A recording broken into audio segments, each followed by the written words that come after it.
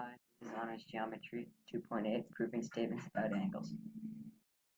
And one thing I'm going to note here is that these first different reasons we have here are covered on another YouTube video that I have a link for right here.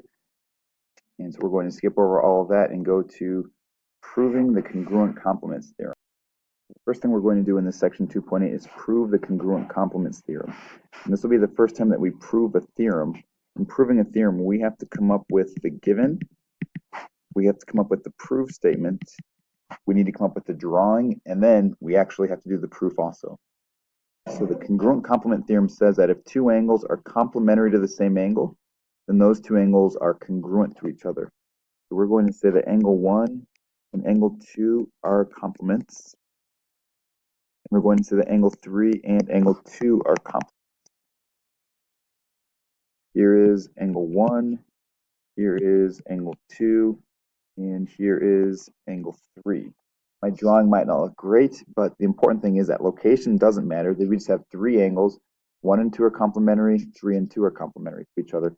And our proof then is to prove that those two angles, angles 1 and 3, are congruent to each other.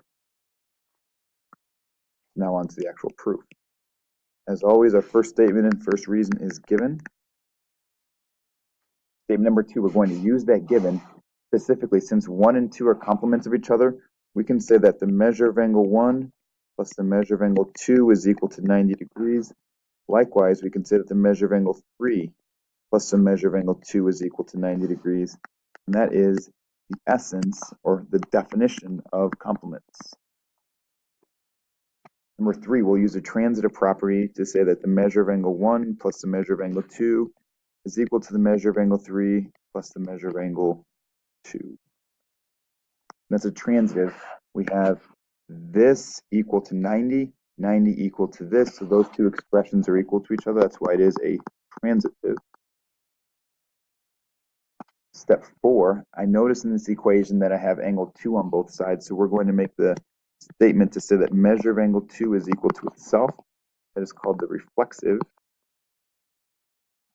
Step number 5, we're going to subtract these left sides, and we're going to subtract those right sides. So this is subtraction of steps 3 and 4. We got rid of the angle 2's from the left, we got rid of the angle 2's from the right. One more step, we're going to convert from the measures of the angles equal, saying that the angles are congruent to each other. This is the definition of congruent angles, allowing us to prove this, which is also the congruent complements theorem. Next problem, we're given this. Angle 2 is congruent to angle 6, so I can put those little marks on there to say these angles are congruent to each other. And we're trying to prove that angle 1 is congruent to angle 7. So here's angle 1, there's angle 7. I don't know they're congruent, but I'm going to try to prove that. One thing I can see is that this doesn't give me any actual equation, nor does that. So I'm going to look for some kind of equation that ties these things together. And as I look on the drawing, I can see that angle 1 and angle 2 are supplements because of where they're located and the fact that they make a linear pair. That is the linear pair postulate. Additionally, I can see that 6 and 7 form a linear pair, so angles 6 and 7 are supplements for the same reason. And now here is a slight variation on the congruent supplements theorem. So the congruent supplements theorem holds that if two angles are supplementary to the same angle, then those angles are congruent. Well, 1 is supplementary to 2, 7 is supplementary to 6, and since 2 and 6 were congruent, using the congruent supplements theorem, we're able to say angle 1 is congruent to angle 7. And that is what we're trying to prove. If we look at the long reason for this one, since 1 and 2 are supplements, we could have said that those add up to 180. Since 6 and 7 were supplements, we could have said that those added up to 180. Then through a transitive, 1 plus 2 is equal to 6 plus 7. Since 2 and 6 are equal, we could subtract 2 off of the left, subtract 2 off of the right. We're left with angle 1 being equal to angle 7, and then convert back to congruent. That's why this congruent supplements theorem is a nice step-saver reason for it. So here's our next problem. It says given, but it's not actually a proof. We're told that we have some perpendicular, we have a 40-degree angle and an 82-degree angle. And I have one of the right angles marked off, but it would also be true that this is a right angle. Likewise, this is a right angle, and this is also a right angle. So we have 4 right angles at this intersection. They're all 90 degrees.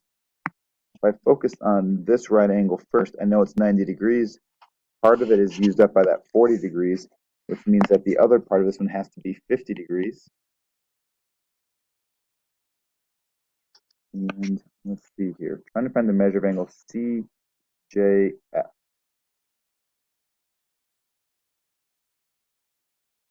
Well, with vertical angles, we know that since this angle is 50 degrees, then this angle is also going to be 50 degrees. So I can break this one down into parts.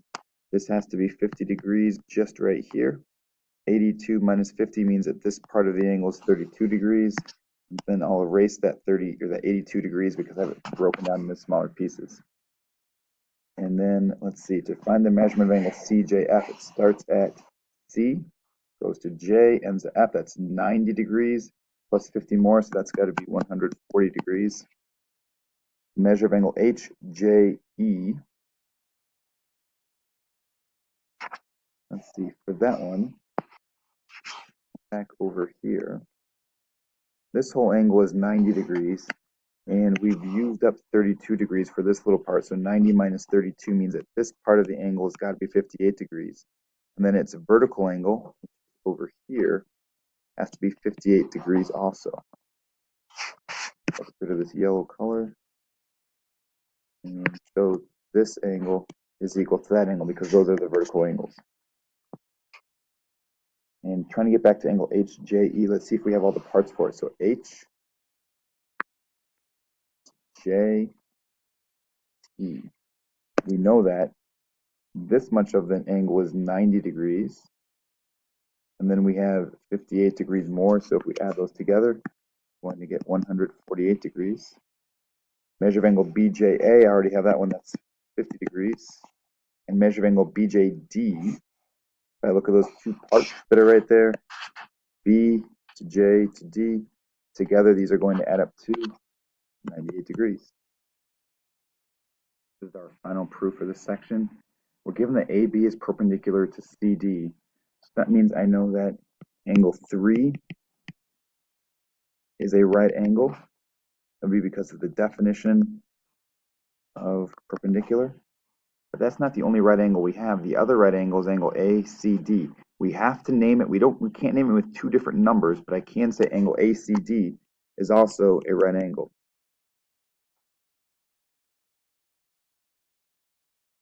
All right, step 3. I could say that the measure of angle 3 equals 90 degrees, and also the measure of angle ACD equals 90 degrees. That is the definition of a right angle. Once I have a right angle, I know it's 90 degrees. And then I could say that measure of angle ACD is equal to the measure of angle 3. That's because of the transitive. They're both equal to 90 degrees. Not quite what we're trying to prove. I've got to keep that proof statement in mind. I don't want ACD, I want 1 plus 2. Now if I look at the drawing, I can say that the measure of 1 plus the measure of 2 equals the measure of angle ACD. And that is because of the angle addition postulate. And then in step 6, we know that 1 plus 2 is equal to ACD. ACD is equal to 3. So then with a transitive, you can say that the measure of 1 plus the measure of 2 is equal to the measure of 3. And that is what we are trying to prove.